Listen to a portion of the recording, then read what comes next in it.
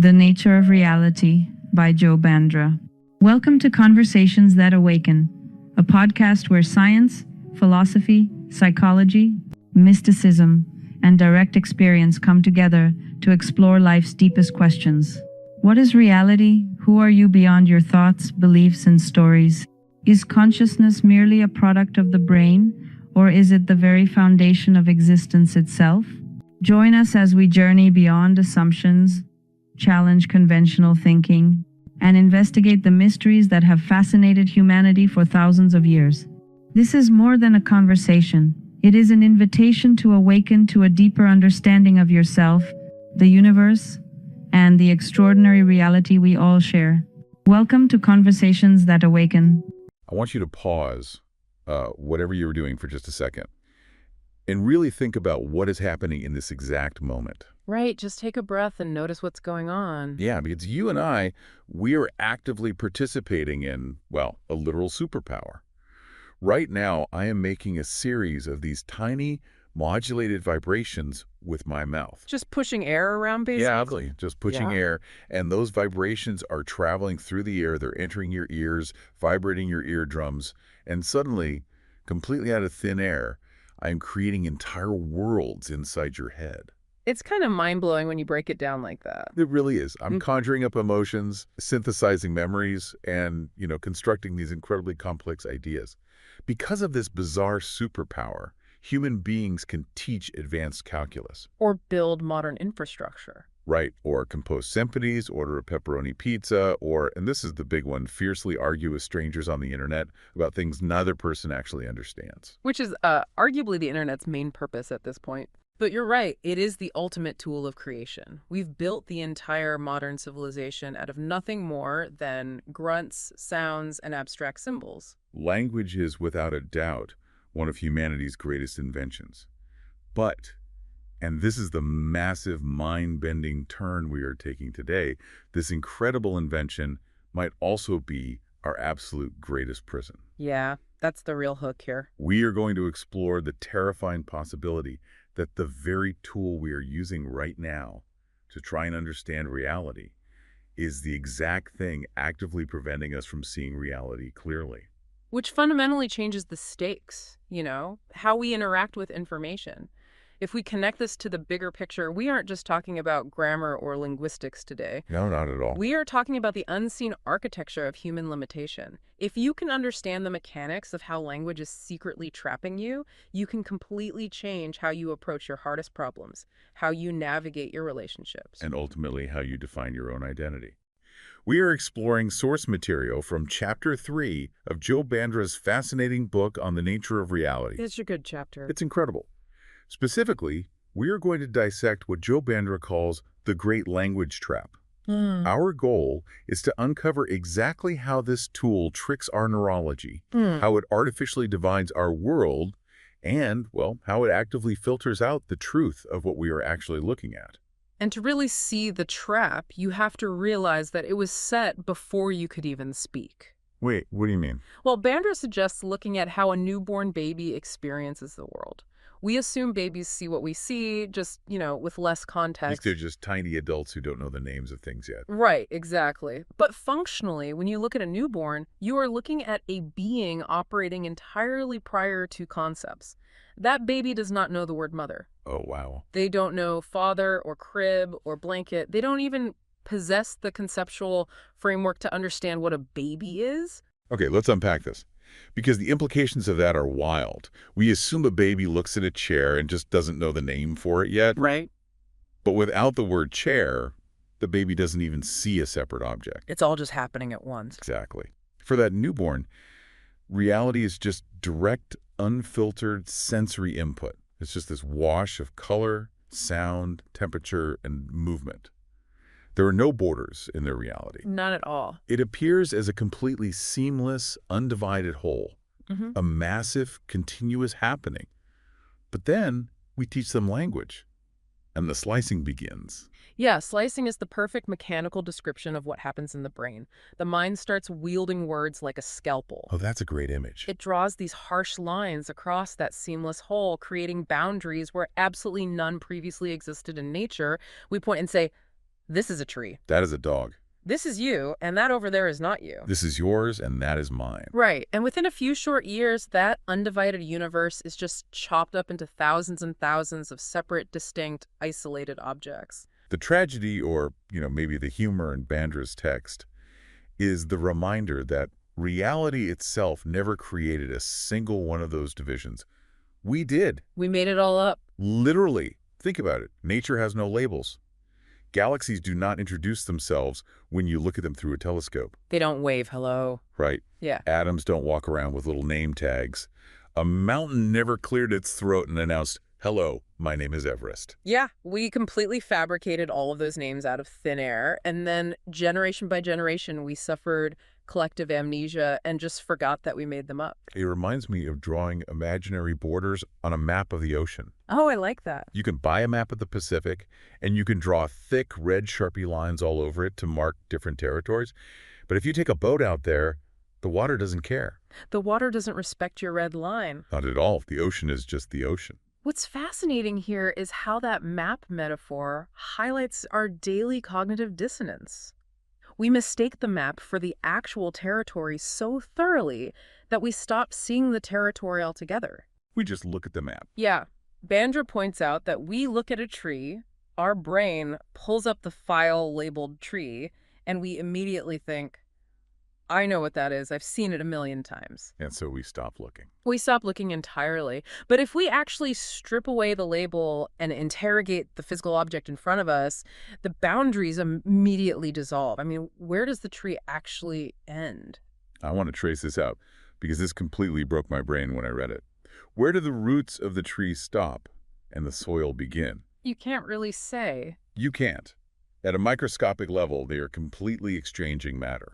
You cannot have the tree without the soil. And if you keep pulling in that thread, where does the soil stop and the fungal network begin? Oh, right, the mycelium. Yeah. Where does the leaf stop and the atmosphere begin? You trace it all the way back, and the object just vanishes into a process. Without the rain, there is no tree. Without the sun operating 93 million miles away, there is no tree. It's all connected. Without the carbon dioxide that you and I are breathing out right now, there is no tree. Without the gravity of the Earth or the fundamental forces of the universe holding the atoms together, there is literally no tree. The inescapable physical reality is that the tree depends upon the entire universe to exist in this exact moment. It's wild. Reality simply appears as this massive, interconnected, singular happening.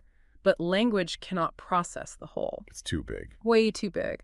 So it isolates one tiny, arbitrary fraction of that infinite process, throws a conceptual box around it, slaps the label tree on it, and tricks our brains into thinking it's a standalone object that exists independently.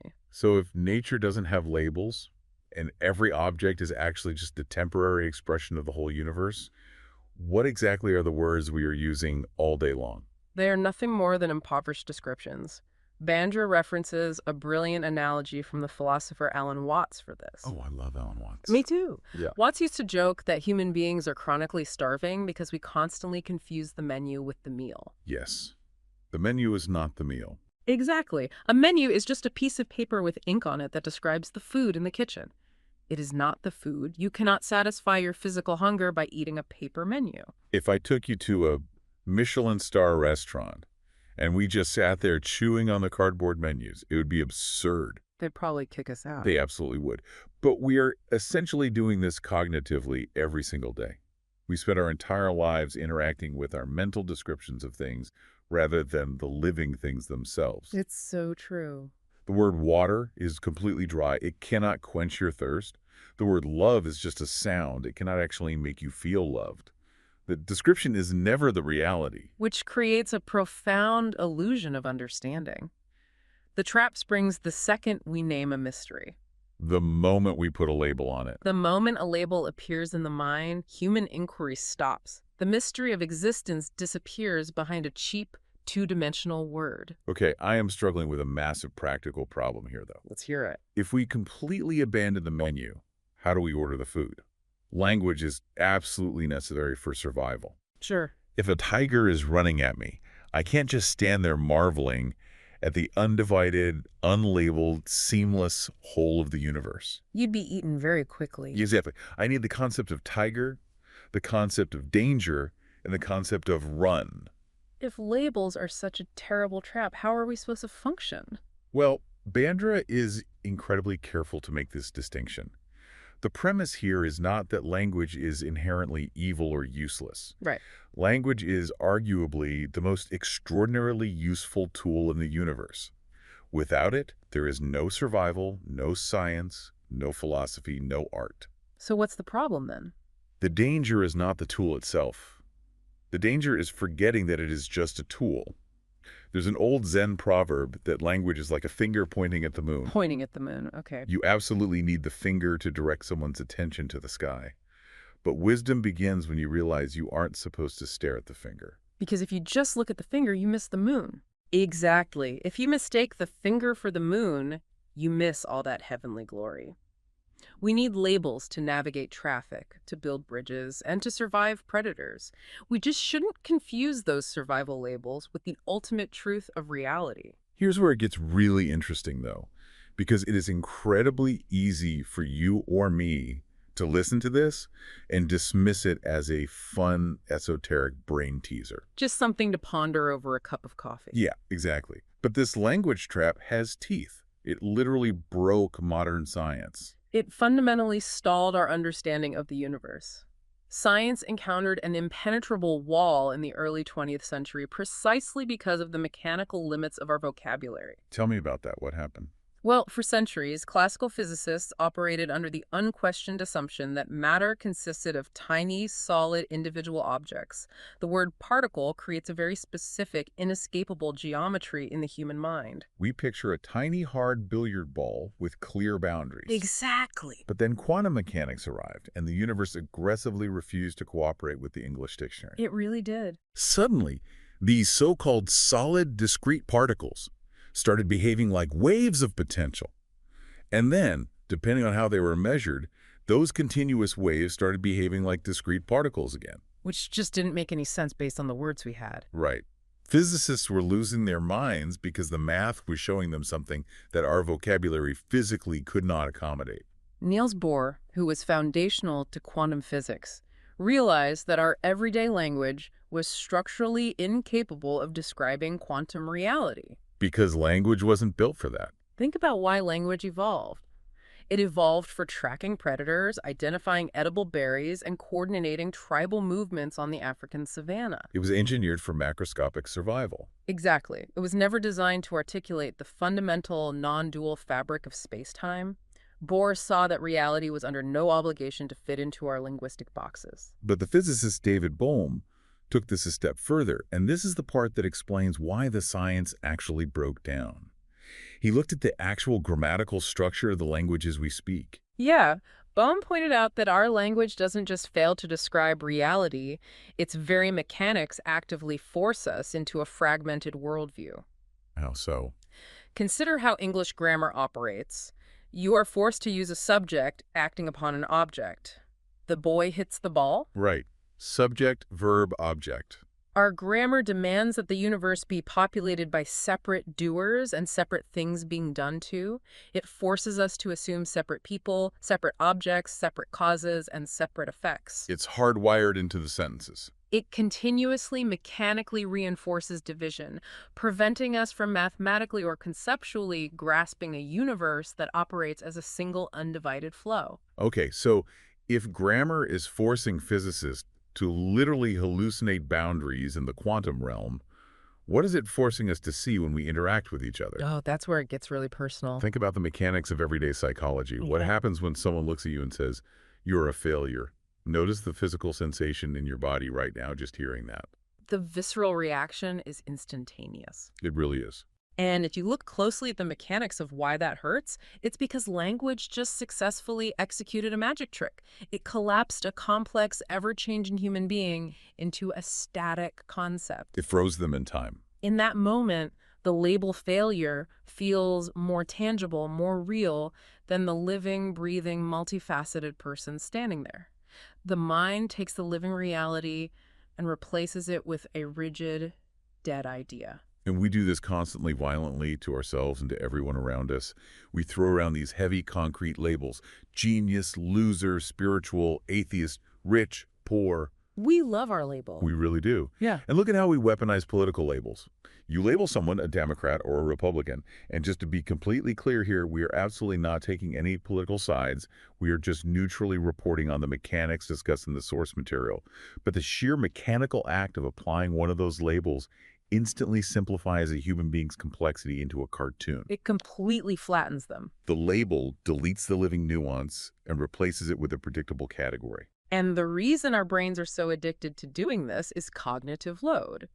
Reality is deeply uncertain. It's constantly shifting and incredibly complex to process. It takes a lot of energy to deal with reality. A lot of energy.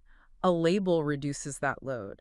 It creates artificial certainty. A label feels safe because it feels known, even if it's completely inaccurate. So if language is aggressively fragmenting the outer world of science and the social world of psychology, what is it doing to our inner world? This is where Bandra's analysis hits closest to home.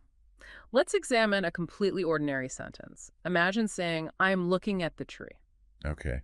Sounds pretty standard. It sounds entirely harmless, but mechanically, hidden inside the structure of that sentence are three massive, unproven assumptions. Wait, 3. Yes. It posits an I, a separate observer sitting inside your head. It posits a tree, a separate object out there in the world. And it posits the act of looking a bridge connecting two isolated things. Wow. The language mandates 3 separate entities, but if you try to find them in your actual experience, well, they aren't there. Let's do this in real time. I want to try this. If I strip away the English language right now, and I just look at the microphone in front of me, without the words I and their microphone, there is no separate me over here and object over there. What's actually there? There is just the happening of sight. There is color. There is awareness. It's one unified event. Exactly. The separate observer, that distinct I that feels like a little person piloting a flesh mech suit from behind your eyes, is an illusion generated by grammar. The flesh mech suit. That is a terrifying and perfect description. It's what it feels like. But language arrives a millisecond after the experience happens, labels it, and retroactively splits the unified experience in two. Language actually creates the illusion of the separate self. Which fundamentally alters the most important question a human being can ask. Who am I? I want you, the listener, to actually ask yourself that right now. Who am I? What comes up first? If you pay attention, your mind will immediately rush in with a barrage of menus. I am a mother. I am an engineer. I am retired. I am an anxious person. I am a success. But the mechanics of the language trap dictate that every single one of those answers is merely another concept, another string of sounds, a thought. It's not the meal. No. The actual vibrating reality of your existence is occurring prior to every description your brain can generate. A label might accurately describe a temporary role you are playing, but it is fundamentally not you. Just as the word fire cannot burn your finger, the word self is not the self.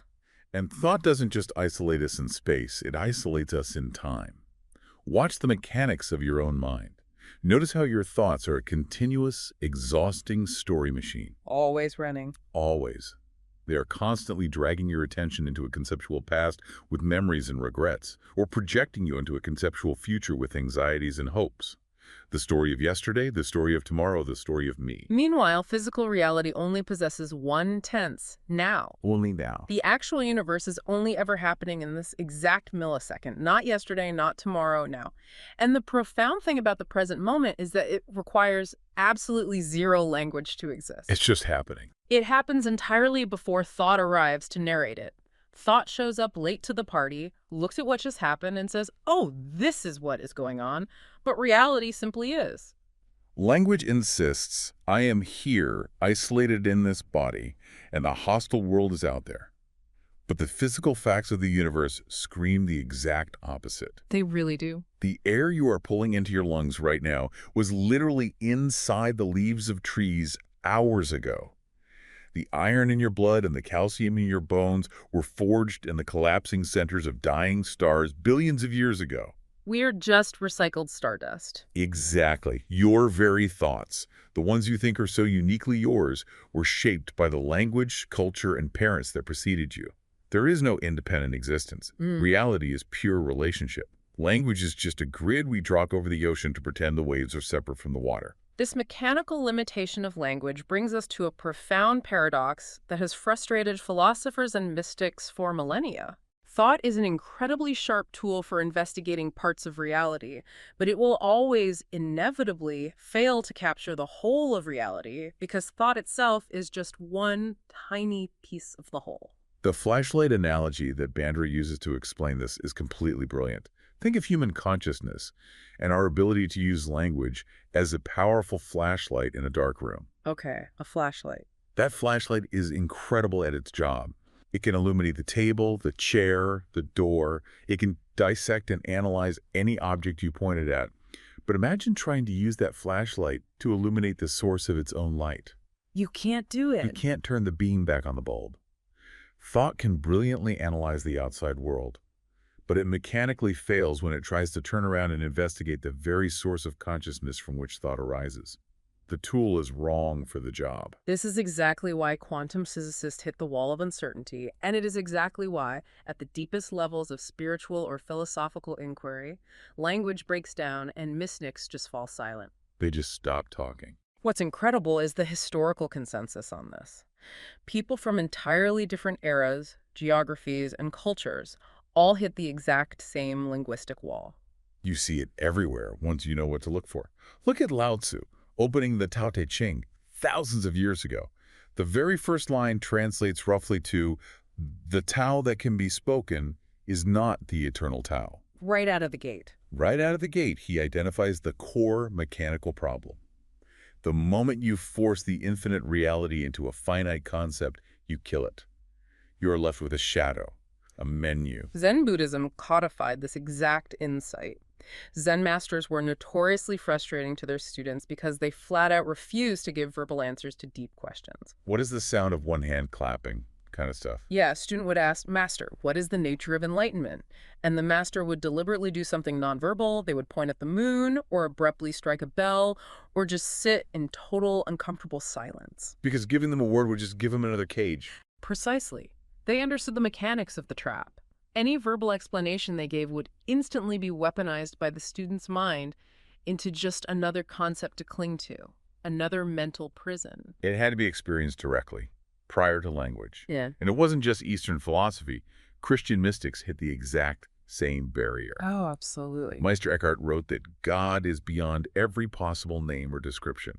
The anonymous monk who wrote the famous 14th century text, The Cloud of Unknowing, explicitly instructed that ultimate reality can never be reached through human thought, but only through a direct, wordless letting go. The Sufi poets hammered this point home, too. The Hindu sages built entire traditions around it. Across centuries and continents, separated by entirely different vocabularies, they all arrived at the exact same scientific and spiritual discovery.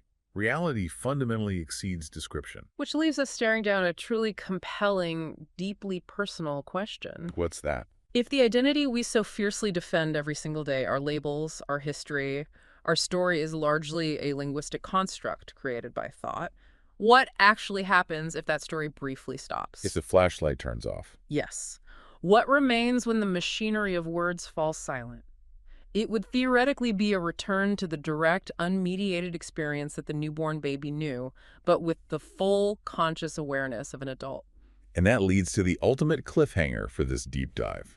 Because Joe Bandra doesn't just leave this hanging in the air as abstract philosophy. He really doesn't. He actually ends this chapter by teasing a highly personal, incredibly specific event that happened to him on April 15th, 2020. A very specific date. An event where, for him, the cognitive prison of language briefly collapsed entirely, and reality stood completely revealed without a single word to mediate it.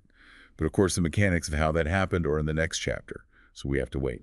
It's a masterful structural choice by the author. It takes everything we've meticulously discussed about the mechanics of physics, psychology, and philosophy, and grounds it entirely in a lived, visceral human experience. So what does this all mean? How do we actually walk away from this and apply it to our Tuesday morning? Right. How do we use this? Language is a magnificent servant, but it is a tyrannical master. The goal of Bandra's chapter is not to reject language. The goal is to start seeing the cracks in the prison wall. to intimately realize that every single concept your brain generates is just a concept. The word awareness is not awareness. The map is never, ever the territory. If you can just hold that understanding, the moment you stop confusing your mental descriptions with the living reality described, an entirely new way of living opens up. You can begin to actually encounter reality directly rather than just thinking about it. I love that. I want to leave you with a practical challenge. An experiment you can run on your own neurology right now. Look around the room you are currently in and pick a mundane, familiar object. A coffee cup, a pen, a plant. Stare directly at it for 60 uninterrupted seconds. But as you look at it, actively refuse to let your mind name it. That's harder than it sounds. It is. Refuse to describe it. Don't call it a cup. Don't think about its color. Don't think about where you bought it. Don't think about its utility.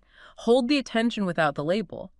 If you strip away the word, the history, and the use, what is actually left staring back at you? That is the perfect way to test the boundaries of the map for yourself. We invite you to keep exploring Joe Bandra's territory beyond the map, and remember what we said at the very beginning.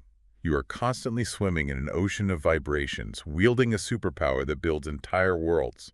Just don't ever forget that the ocean is infinitely bigger than the tiny lines we draw on it. See you next time. Life often feels like an endless list of tasks, constant noise and distractions, pulling us in every direction. We're all searching for happiness, but what if we've been looking in the wrong places all along? This was Nevaeh's journey. Lost in the noise, she felt cut off from the peace and happiness she longed for. Until she met Joe Bandra, an unconventional, insightful philosopher with a different perspective. Jay, as he is simply known, didn't hand her a map. He gave her something far more valuable, a compass, a way to turn inward, navigate her own thoughts, and uncover the clarity hidden beneath the chaos. He revealed that true happiness isn't a far-off destination. It's a state of awareness, always here, always now. Readers around the world have been touched and inspired by finding Nevaeh. Quietly waiting beneath the noise. So the question is, are you ready to stop searching and begin the pathless path home to yourself? Your journey to inner peace begins now. Get your copy of Finding Nevaeh, available on Amazon and at findingnevaeh.org, or listen to the audiobook on Audible, Spotify, Apple, and other platforms. Body, Mind, and Machine by Joe Bandra. In Body, Mind, and Machine, Joe Bandra invites readers into the hidden world of clinical engineering, the vital bridge between medicine, technology, and compassionate care. Blending memoir, real hospital stories, and practical wisdom from the front lines of healthcare innovation. This book reveals how machines and human judgment work together to protect patients and improve lives.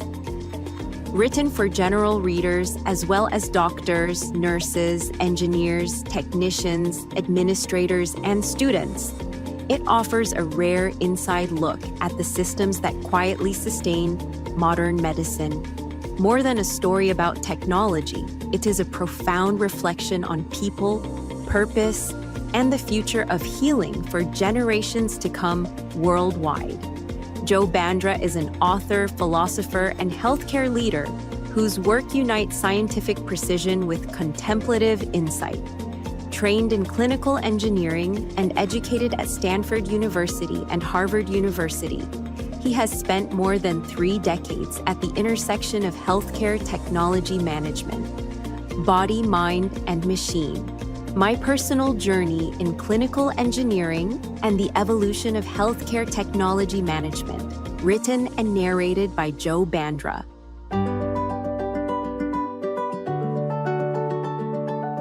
Preface. The discipline of clinical engineering originated as biomedical engineering, emerging in the mid-20th century as engineers began applying physics, electronics, and mechanics to medicine and human biology. Early work focused on medical devices, instrumentation, and physiological measurement. As these technologies moved from laboratories into hospitals, the field evolved into clinical engineering, emphasizing equipment safety, maintenance, and direct clinical support. Alongside this, terms such as bioengineering, hospital engineering, and biomedical instrumentation were used to describe overlapping roles. In Europe, similar responsibilities developed under medical physics and clinical physics, particularly in imaging, radiation therapy, and diagnostic measurement. Over time, the role expanded beyond devices to include systems integration, informatics, risk management, and economics. Today, the discipline is transitioning into healthcare technology management, reflecting a comprehensive enterprise-wide approach to managing technology across the entire continuum of patient care. The genesis of this book began with a word that didn't quite belong anywhere: clinical. Paired with engineering, it sounded like a bridge, half bedside, half workshop, built for a future that was arriving. What follows is a memoir, but it is also a witness statement. I entered healthcare through machines, X-ray systems, monitors, incubators, therapy units, yet I quickly learned that if an engineer missed one spring, it could halt an entire clinic. A ballpoint pen could become a temporary lifeline. A calibration could be the difference between reassurance and catastrophe. In those moments, engineering stopped being abstract and became intimate. Along the way, my path carried me from India to the United States, from maintaining devices to leading people, from night shifts and pager calls to boardroom decisions shaped by safety, ethics, and human factors. I have watched the field grow from analog beginnings into an era of AI, robotics, connected care, and possibilities we once envisioned under science fiction. If this book has one message, it is simple: machines matter most when they serve humanity, and the profession that chose me exists to keep that promise.